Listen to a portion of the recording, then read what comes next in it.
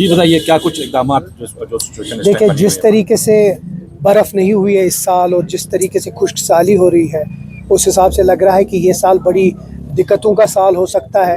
अगर अल्लाह ताला ने सुना और कुछ बारिशें हुई और कुछ अगले कुछ दिनों में तो थोड़े फ़र्क तो पड़ सकती है, लेकिन उसको मद्देनज़र रख के उमर अब्दुल्ला साहब ने खुद इसको ग्रेविटी ऑफ द सिचुएशन को समझ के जिस तरीके से आज ट्वीट किया और कहा कि मैं जल शक्ति ऑफिसर्स के साथ और मिनिस्टर के साथ एक हाई लेवल मीटिंग लूँगा।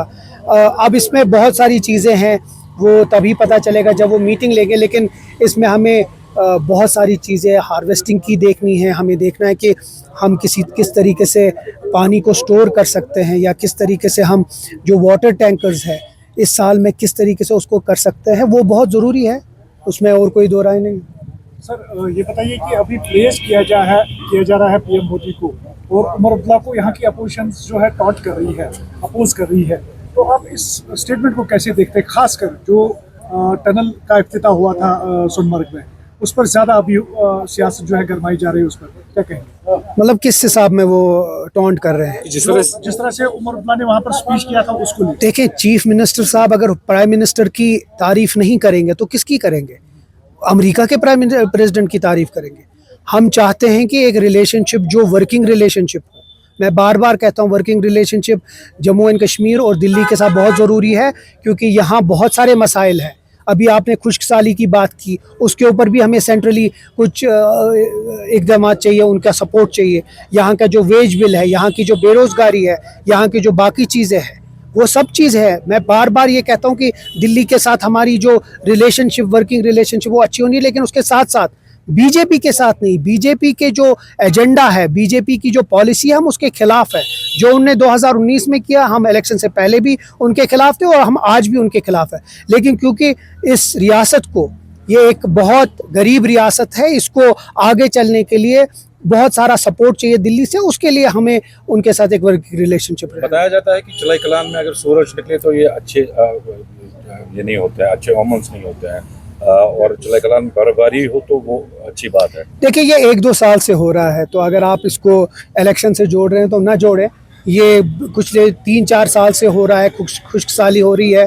पर हमें इस साल ये एक फ़ायदा है कि एक इलेक्टेड गवर्नमेंट है और वो जानती है, लोगों के साथ जुड़ी है और वो जानती है कि ये मसला बड़ा बन सकता है। इसके लिए क्या इक़दामात लेने हैं वो उमर साहब खुद ही देख रहे हैं, और ये जो जल शक्ति है डिपार्टमेंट वो देख रही है, जो उसके मिनिस्टर हैं वो देख रहे हैं। हम पूरी कोशिश करेंगे कि जितना कम से कम लोगों को मुश्किलात हो उतना हो सके। तमीर सर, आपने कहा कि वर्किंग रिलेशन जो है वो यहाँ पर अभी बनाई जा रही है जो सेंट्रल गवर्नमेंट है, कब तक आप ये बोलेंगे? क्योंकि नॉन मीटर्ड एरिया में जो 800 की बिल आती थी, आज वो 1800 भी पहुंच गई है। वर्किंग रिलेशंस करते करते कहीं 5 साल में निकल जाए। वर्किंग रिलेशनशिप उसके लिए नहीं हमें करना है। वर्किंग रिलेशनशिप हमें बाकी अगर की अगर बात करेंगे, वो काफी ज्यादा बोलते हैं, चाहे वो आपकी पार्टी हो या वो हो, तो क्या एग्रेशन आपको लगता है वो गलत है? नहीं, बिल्कुल है, उनका हक है वो करना। वो पार्टी के एमपी हमारे लीडर हैं, उनका पूरा हक है। ये जमहूरी पार्टी है और इस पार्टी में यही सबसे बड़ी खूबसूरती है कि हर कोई अपनी बात आगे रख सकता है और हम उसकी इज्जत करते हैं। ये तंजीम उनकी इज्जत करता है। जहाँ तक रिलेशनशिप की बात है, बाकी चीज़ें भी चलानी है।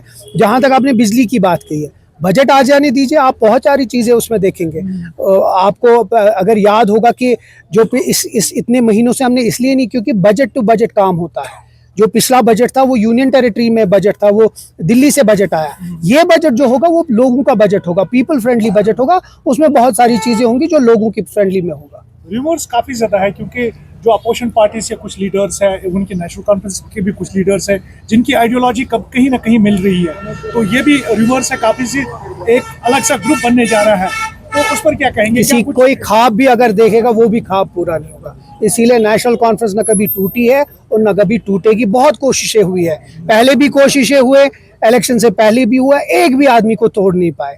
तो आप उस गुमान से निकलिए। नेशनल कॉन्फ्रेंस बिल्कुल मजबूत है, हर एक लीडर इसमें मजबूत है, हर एक एमएलए मजबूत है।